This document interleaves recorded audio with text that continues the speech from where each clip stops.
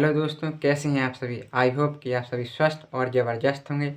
जैसा कि मैंने पिछली वीडियो में प्रकाश चैप्टर थोड़ा बहुत पढ़ा दिया था, तो सबसे पहले तो हम उसका रिवाइज कर लेते हैं कि पिछले वीडियो में मैंने प्रकाश के बारे में क्या क्या बता दिया था। तो पहले हमने पढ़ा था प्रकाश। प्रकाश क्या बताया था मैंने। प्रकाश एक प्रकार की ऊर्जा है जिसकी सहायता से हम वस्तुओं को देख पाते हैं। प्रकाश निर्वात में भी चल सकता है। निर्वात में प्रकाश की चाल 3 × 10⁸ मीटर प्रति सेकंड होती है। फिर हमने पढ़ा था प्रकाश के आधार पर वस्तुओं का वर्गीकरण। प्रकाश के आधार पर वस्तुओं का वर्गीकरण, इसमें मैंने बताया था कि प्रकाश के आधार पर वस्तुएं 2 प्रकार की होती हैं। नंबर 1, दीप्त और या प्रदीप्त वस्तुएं। तो क्या कहलाती हैं दीप्त या प्रदीप्त वस्तुएं। वे वस्तुएं जो स्वयं प्रकाश उत्पन्न करती हैं वे क्या कहलाती हैं, दीप्त वस्तुएं, जैसे सूर्य, बल्ब, मोमबत्ती आदि। दूसरे नंबर बताया था मैंने अदीप्त या अप्रदीप्त वस्तुएं। अदीप्त या अप्रदीप्त वस्तुएं, इसमें बताया था मैंने कि वे वस्तुएं जो स्वयं प्रकाश का उत्सर्जन नहीं करती हैं वे क्या कहलाती हैं, अदीप्त वस्तुएं कहलाती हैं, जैसे चंद्रमा, मेज, कुर्सी आदि। इसके बाद मैंने पढ़ाया था प्रकाश के गुण। प्रकाश के गुण, तो प्रकाश क्या क्या गुण रखता है। प्रकाश के गुण में मैंने बताया था सबसे पहले प्रकाश विद्युत चुम्बकीय तरंगों के रूप में चलता है। प्रकाश सीधी रेखा में चलता है। प्रकाश के संचरण के लिए किसी माध्यम की आवश्यकता नहीं होती है।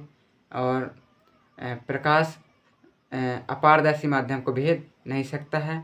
और दृश्य प्रकाश की तरंगदैर्घ्य 3900 एंगस्ट्रॉन से 7800 एंगस्ट्रॉन होती है। इसके बाद मैंने क्या बताया था, गोली दर्पण। इसके बाद क्या बताया था मैंने, गोली दर्पण। गोली दर्पण क्या कहलाता है, किसी कांच के खोखले गोले का कटा हुआ है भाग जिसके एक पृष्ठ पर कलाई करके दूसरे पृष्ठ को परावर्तक बना दिया जाता है, क्या कहलाता है, गोली दर्पण कहलाता है।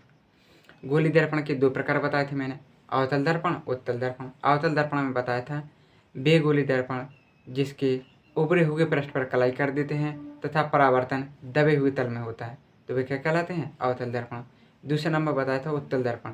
उत्तल दर्पण वे दर्पण कहलाते हैं जिसके दबे हुए पृष्ठ पर कलाई होती है तथा परावर्तन उभरे हुए पृष्ठ से होता है, तो उसे क्या कहते हैं, उत्तल दर्पण कहते हैं। इसके बाद मैंने बताया था प्रकाश का परावर्तन। प्रकाश का परावर्तन क्या कहलाता है, जब कोई प्रकाश की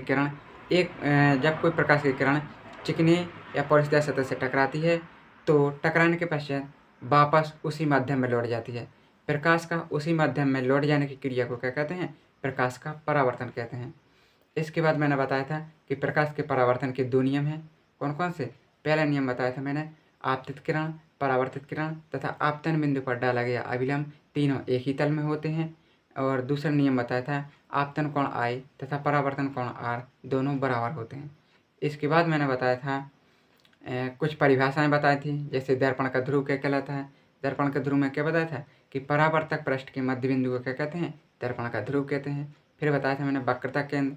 वक्रता केंद्र किसे कहते हैं, गोली दर्पण जिस कांच के खोखले गोले का कटा भाग होता है उस गोले के केंद्र को क्या कहते हैं, वक्रता केंद्र कहते हैं। इसके बाद बताया था मैंने वक्रता त्रिज्या। वक्रता त्रिज्या किसे कहते हैं, गोली दर्पण जिस कांच के खोखले गोले का कटा भाग होता है उस गोले की त्रिज्या को क्या कहते हैं, वक्रता त्रिज्या कहते हैं। इसके बाद मैंने बताया था फोकस, मुख्य फोकस। मुख्य फोकस किसे कहते हैं, जब कोई प्रकाश की किरण मुख्य अक्ष के समांतर जाती है और दर्पण से परावर्तन के पश्चात मुख्य अक्ष के जिस बिंदु से होकर जाती है उस बिंदु को क्या कहते हैं, मुख्य फोकस कहते हैं। इसे काय से प्रदर्शित करते हैं, इसे F से प्रदर्शित करते हैं। इसके बाद बताया था मैंने दर्पण का ध्रुव, बताया था मुख्य अक्ष। मुख्य अक्ष किसे कहते हैं, वक्रता केंद्र C तथा ध्रुव P को मिलाने वाली रेखा को क्या कहते हैं, मुख्य अक्ष कहते हैं। इसके बाद बताया था मैंने इसके बाद क्या पढ़ाया था मैंने, प्रतिबिंब। प्रतिबिंब में क्या बताया था कि किसी बिंदु वस्तु से चलने वाली प्रकाश की किरण दर्पण पर पड़ती है तो दर्पण पर जिस बिंदु पर पड़ती है उसे क्या कहते हैं, उस वस्तु का प्रतिबिंब कहते हैं। या आसान भाषा में समझना हो तो समझिए कि जब दर्पण के सामने किसी वस्तु को रखते हैं तो वह वस्तु दर्पण में दिखाई देने लगती है या उस वस्तु की आकृति दर्पण में बन जाती है, तो उसे क्या कहते हैं, प्रतिबिंब कहते हैं। इसके बाद मैंने बताया था प्रतिबिंब के प्रकार। प्रतिबिंब के 2 प्रकार बताए थे, वास्तविक प्रतिबिंब, आभासी प्रतिबिंब।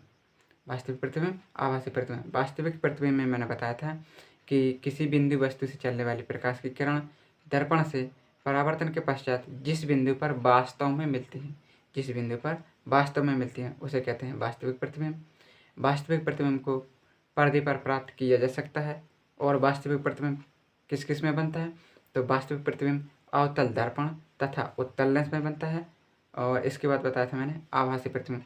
तो आभासी प्रतिबिंब में क्या बताया था, किसी बिंदु वस्तु से चलने वाली प्रकाश की किरण दर्पण से परावर्तन के पश्चात जिस बिंदु पर मिलती हुई प्रतीत होती हैं, जिस बिंदु पर मिलती हुई प्रतीत होती हैं उसे क्या कहते हैं, आभासी प्रतिबिंब कहते हैं। आभासी प्रतिबिंब को पर्दे पर प्राप्त नहीं किया जा सकता है। आभासी प्रतिबिंब को पर्दे पर प्राप्त नहीं किया जा सकता है। और आभासी प्रतिबिंब बनता किस में है, तो आभासी प्रतिबिंब उत्तल दर्पण तथा अवतल लेंस में बनता है। अब इसके आगे हमको आज पढ़ना था, तो इसके आगे क्या क्या पढ़ना था देखिए, तो इसके आगे पढ़ना है हमें गोली दर्पण द्वारा प्रतिबिंब बनाने के नियम। कितने नियम हैं, तो गोली दर्पण द्वारा प्रतिबिंब बनाने के बेसिकली 3 नियम हैं। कौन कौन से नियम, देखिए पहला नियम कहता है कि जब कोई प्रकाश की किरण मुख अक्ष के समांतर जाती है तो दर्पण से परावर्तन के पश्चात मुख्य फोकस F से होकर जाती है। दूसरा नियम कहता है कि जब कोई प्रकाश की किरण वक्रता केंद्र C से होकर जाएगी तो दर्पण से परावर्तन के पश्चात उसी दिशा से वापस लौट जाएगी, या वक्रता केंद्र C से ही होकर वापस लौट जाएगी।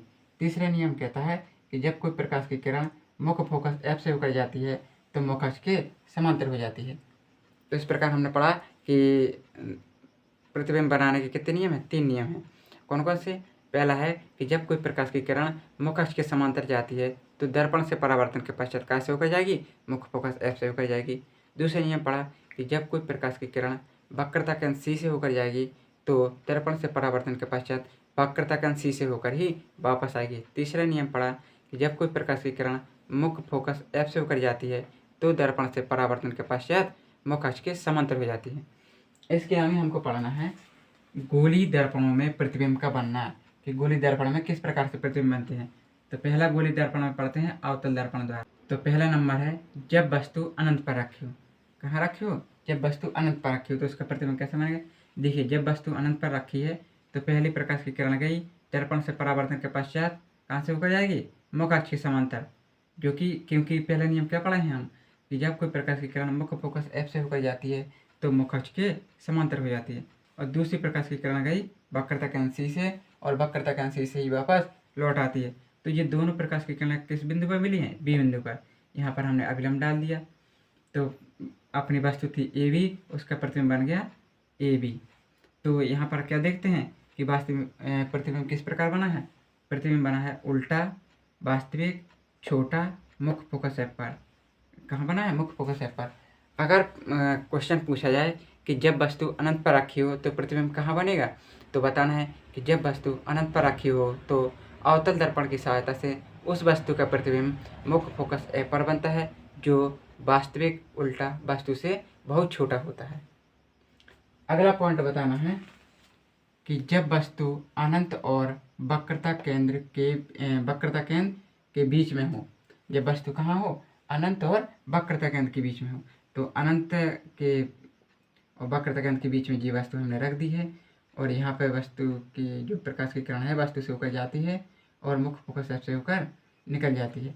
दूसरी प्रकाश की किरण क्या है, वक्रता केंद्र C से होकर जाती है और वक्रता केंद्र C से होकर ही वापस आ जाती है। तो ये दोनों प्रकाश की किरणें किस बिंदु पर मिलती हैं, B' बिंदु पर। तो B' बिंदु से A' पर क्या डाल दिया हमने, अभिलंब डाल दिया। तो AB वस्तु का प्रतिबिंब क्या बन गया, A', B' बन गया। तो इसकी स्थिति क्या होगी, यह प्रतिबिंब किस प्रकार होगा, वास्तविक होगा, उल्टा होगा, वस्तु से छोटा होगा और कहाँ पर बन रहा है, यह है वक्रता केंद्र C और मुख्य फोकस F। तो वक्रता केंद्र C और मुख्य फोकस F के बीच में बन रहा है, वक्रता केंद्र C तथा मुख्य फोकस F के बीच में बन रहा है।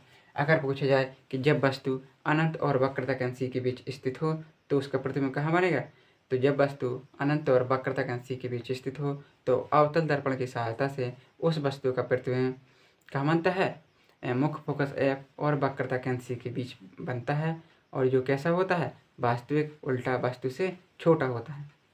अब देखिए अगली स्थिति में कहाँ रखी है वस्तु, जब वस्तु वक्रता केंद्र पर रखी हो। अब वस्तु कहाँ रखी है हमने, वक्रता केंद्र पर। तो देख सकते हैं कि प्रतिबिंब कहाँ बन रहा है, वक्रता केंद्र C पर ही बन रहा है और कैसा बन रहा है, वास्तविक उल्टा वस्तु के बराबर और वक्रता केंद्र C पर। तो क्या बताना है इसमें, जब वस्तु वक्रता केंद्र C पर स्थित होती है तो अवतल दर्पण की सहायता से उस वस्तु का प्रतिबिंब कहाँ बनता है, वक्रता केंद्र C पर ही बनता है, जो किस प्रकार होता है, जो वास्तविक उल्टा आकार में वस्तु के बराबर होता है। ये चीज़ विशेष करके ध्यान देना है कि जब वस्तु वक्रतकांक्षी पर स्थित होती है तो कैसा बनता है प्रतिबिंब, आकार में वस्तु के बराबर रखा है। अगर 10 सेंटीमीटर की वस्तु रखी है तो उसका प्रतिबिंब भी 10 सेंटीमीटर का बनेगा। अगली स्थिति है जब वस्तु वक्रता केंद्र C और मुख्य फोकस F के बीच रखी हो। जब वस्तु कहाँ रखी हो, वक्रता केंद्र C और मुख्य फोकस F के बीच रखी हो तो प्रतिबिंब कहाँ बनेगा। देखिए ये अपना C है और ये F है। यहाँ पर हमने वस्तु रखी है तो प्रतिबिंब कहाँ बन रहा है, ये C है, ये अनंत है। तो अनंत और वक्रता केंद्र C के बीच में कैसे बन रहा है, वास्तविक उल्टा वस्तु से बड़ा और अनंत और वक्रता केंद्र C के बीच।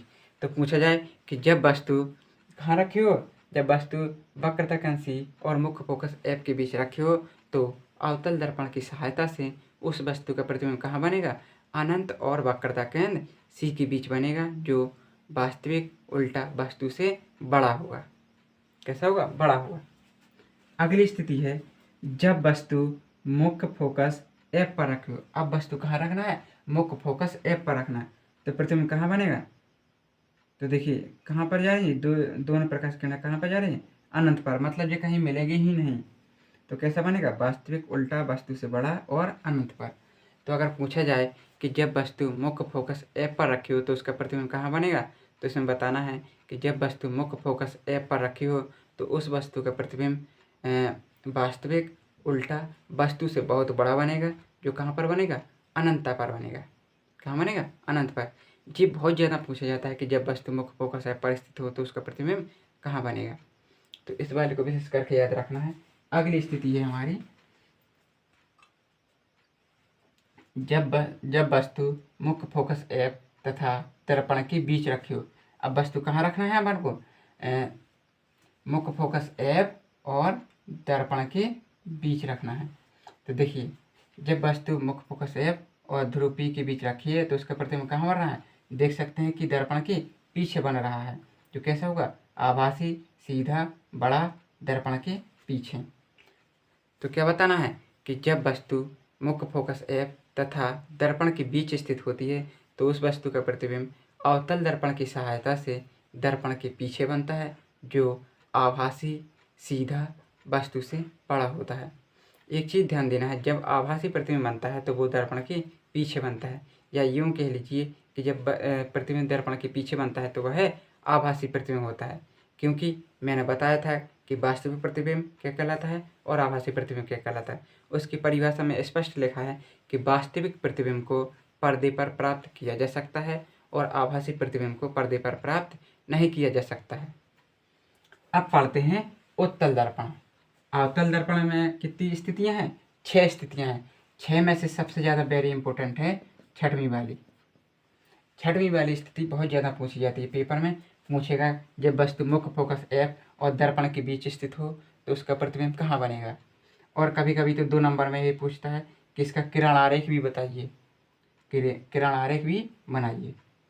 तो चलिए अगला है हमारा बी नंबर पे उत्तल दर्पण। उत्तल दर्पण में एक स्थिति है, वस्तु की प्रति एक स्थिति, मतलब वस्तु को मुख्य अक्ष पर जहाँ रख दो उसका प्रतिबिंब कैसा बनेगा, आभासी, सीधा, छोटा और ध्रुव P और फोकस के बीच। कहाँ है, जी है अपना ध्रुव P और फोकस के बीच में, यहाँ बनेगा। तो इसमें क्या बताना है कि जब वस्तु मुख्य अक्ष पर स्थित होती है तो उत्तल दर्पण की सहायता से उस वस्तु का प्रतिबिंब कहाँ बनेगा, आभासी, सीधा और कैसा बनेगा, वस्तु से छोटा बनेगा, जो कहाँ बनेगा, दर्पण और मुख्य फोकस F के बीच बनेगा। तो इस प्रकार से हमने गोली दर्पणों में प्रतिबिंब बनना सीखा है। किस किस लेंस में, किसके दर्पण में, उत्तल दर्पण और अवतल दर्पण में। अब इसके आगे हम पढ़ते हैं अवतल दर्पण के उपयोग और उत्तल दर्पण के उपयोग। तो अवतल दर्पण का उपयोग कहाँ किया जाता है, अवतल दर्पण का उपयोग जहाँ पर दाढ़ी बनाई जाती है तो वहाँ पर जो कांच लगा होता है वह कौन सा होता है, अवतल दर्पण होता है। तो पहला उपयोग क्या बताना है, दाढ़ी बनाने में या शेविंग बनाने में। नंबर 2 बताना है जब डॉक्टर अपनी आँख या कान में कोई खराबी आ जाती है तो वहाँ पर चेक कराने जाते हैं तो डॉक्टर आँख, कान, नाक की जांच कैसे करता है, अवतल दर्पण से करता है। अगला पॉइंट बताना है टेबल लैंपों में, जो पढ़ाई वाली स्टडी लैंप होती है उसमें क्या किया जाता है, अवतल दर्पण का उपयोग किया जाता है। क्यों किया जाता है, इसका एक कारण है। क्यों कि इसलिए अवतल दर्पण का उपयोग किया जाता है ताकि छोटे स्थान को क्या किया जा सके, थोड़े स्थान को अधिक प्रकाशित किया जा सके। तो तीसरा पॉइंट क्या बताना है, टेबल लैंपों में तो कितने उपयोग हो गए, 3 उपयोग, सेविंग बनाने में, डॉक्टर आँख कान नाक आदि की जांच करने में, और टेबल लैंपों में। अब पढ़ना है उत्तल दर्पण का उपयोग। उत्तल दर्पण सबने देखा होगा और किसी ने गौर नहीं किया होगा, लेकिन उत्तल दर्पण का उपयोग ट्रक, बस, कार आदि वाहनों में जो चालक होता है, चालक मतलब जो ड्राइवर होता है वाहन को चलाने वाला, उसके सीट पे बगल पे एक दर्पण लगा रहता है। वह कौन सा होता है, उत्तल दर्पण होता है। वो क्यों लगाया जाता है, उसका एक कारण है, ताकि ड्राइवर है जो पीछे आने वाले वाहनों को स्पष्ट तरीके से देख सके और अपना वाहन सुरक्षित चला सके। तो उत्तल दर्पण का उपयोग क्या बताना है, उत्तल दर्पण का उपयोग ट्रक, बस, कार आदि के वाहनों में ड्राइवर के बगल पे लगा रहता है, जो कि पीछे आ रहे वाहनों को देख सकें और अपना वाहन सुरक्षित चला सकें। और नंबर 2 बताना है, बाजार, सड़कों आदि में खम्भों पर लगी लाइटों में उत्तल दर्पण का उपयोग किया जाता है। क्यों, क्योंकि अधिक क्षेत्र को क्या किया जा सके, अधिक से अधिक प्रकाशित किया जा सके। तो जी इस प्रकार से हमने पढ़े अवतल दर्पण तथा उत्तल दर्पण के उपयोग। इसके आगे एक चीज़ और है इस चैप्टर में, होती है रेखीय आवर्धन। तो रेखीय आवर्धन क्या कहलाती है, रेखीय आवर्धन होती है कि वस्तु द्वारा बने प्रतिबिंब की लंबाई तथा स्वयं वस्तु की लंबाई को क्या कहते हैं, रेखीय आवर्धन कहते हैं। इसका एक सूत्र होता है रेखीय आवर्धन का, m बराबर I/O बराबर -B/U। I होता है प्रतिबिंब की लंबाई, O होता है वस्तु की लंबाई, B होता है प्रतिबिंब से दूरी दर्पण की, और U होता है वस्तु से प्रतिबिंब के बीच की दूरी। तो रेखीय आवर्धन में क्या बताना है, रेखीय आवर्धन बताना है कि वस्तु द्वारा बने प्रतिबिंब की लंबाई तथा स्वयं वस्तु की लंबाई के अनुपात को क्या कहते हैं, रेखीय आवर्धन कहते हैं। इसे m से प्रदर्शित करते हैं। रेखीय आवर्धन को कैसे प्रदर्शित करते हैं, m से प्रदर्शित करते हैं। तो और इस चैप्टर में एक चीज़ और है कि पूछी जाती है कि दर्पणों को किस प्रकार से चेक किया जा सके, मतलब किस प्रकार पता लगाएं कि कौन सा दर्पण है। तो इसके दो प्रकार हैं, कौन कौन से, एक तो इसको स्पर्श करके, एक इसका प्रतिबिंब देखकर। प्रतिबिंब देखकर किस प्रकार बताएंगे कि कौन सा दर्पण है। तो इसका एक बेसिक है कि देखिए दर्पण में प्रतिबिंब देखकर किस प्रकार पता करना है। तो देखिए जब वस्तु को दर्पण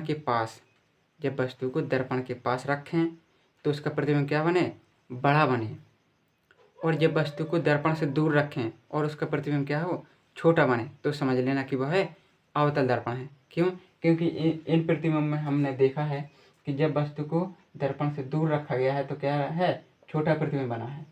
क्या बना है, आकार में वस्तु से छोटा बना है। और जब वस्तु को दर्पण के पास हम लेते गए तो क्या बना है, प्रतिबिंब बहुत बड़ा बना है।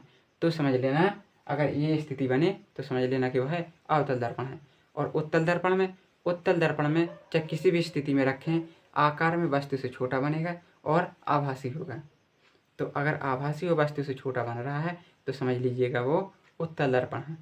और अगर वस्तु को रखें दर्पण के सामने और उसी जितनी वस्तु है उतनी ही वस्तु का आकार दर्पण में बने तो समझ लेना कि वह समतल दर्पण है। कौन सा दर्पण है, समतल दर्पण है। तो समतल दर्पण की क्या पहचान है, समतल दर्पण के सामने अगर वस्तु को रखोगे तो वस्तु के आकार का ही प्रतिबिंब बन जाएगा। तो समझ लेना समतल दर्पण है। अब दूसरा है स्पर्श करके किस प्रकार पता लगाएं कि कौन सा दर्पण है। तो देखिए अवतल दर्पण की परिभाषा मैंने बताई थी, तो उसमें बताया था कि अवतल दर्पण किसे कहते हैं कि जिसकी उभरे हुए पृष्ठ पर कलाई होती है तथा परावर्तन दबे हुए तल में होता है। तो समझ लेना, अगर परावर्तक पृष्ठ क्या है, उभरी हुई है, अगर परावर्तक पृष्ठ उभरी हुई है तो क्या होगा, तो अवतल दर्पण होगा। और अगर परावर्तक पृष्ठ क्या है, दबी हुई है, परावर्तक पृष्ठ क्या है, दबी हुई है, तो समझ लेना उत्तल दर्पण है। और यदि परावर्तक पृष्ठ समतल है, कैसी है, समतल है अगर परावर्तक पृष्ठ, तो समझ लेना समतल दर्पण है। तो इस प्रकार से ये चैप्टर पूरा हो जाता है प्रकाश वाला। तो अगर आप लोगों का कोई डाउट है तो वो कमेंट बॉक्स में ज़रूर कर दीजिएगा। और मैं एक वीडियो इस प्रकार बनाऊंगा कि पूरे चैप्टर का रिवाइज उस चैप्टर में हो जाए, उस वीडियो में हो जाएगा। तो मैं अगली वीडियो में कोशिश करूंगा कि वो वीडियो जल्द से जल्द आपको प्राप्त करा सकूं। और अगर आप लोगों को वीडियो पसंद आया हो तो लाइक कर दें और कमेंट में भोकाल जिंदाबाद लिखना ना भूलें। मिलते हैं नेक्स्ट वीडियो में, तब तक के लिए जय हिंद जय भारत।